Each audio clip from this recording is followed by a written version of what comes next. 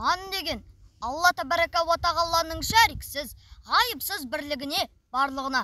Вәкәр, неге бізге пайғамбарымыз саллаллаху алейхи уәссәләм арқылы жіберген жарлығына білдіргеніне мойынсұнып инанмақ.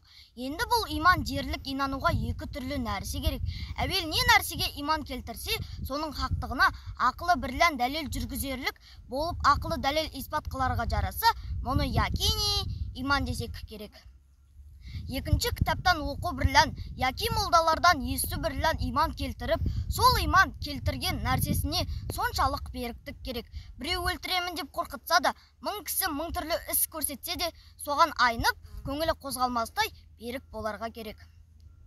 Бұл иманды иман тақлиди дейміз. Енді мұндай иман сақтауға қорықпас, жүрек айнымас, көңіл босанбас буын керек екен.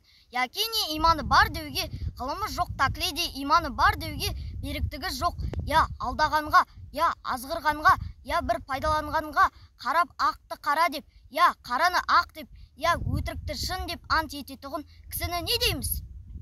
Құдай тағала өзі сақтасын. Вә әрнешік білмек керек. Жоғарғы жазылмыш екі түрліден басқа иман жоқ. Иманға қарсы келерлік орында ешбір пенде Құдай тағала кеңшілігімен кешедідағы демесін. Аның үшін Құдай тағаланың ғафуына, яки пайғамбарымыздың шафағатына симайды. Ва, мүмкін де емес. Қылыш арасында серт жоқ деген, Құдай тағаланың кешпес күнәсі жоқ деген, жалған мақалды қуат көрген, мұндай пенденің жүзі құрысын.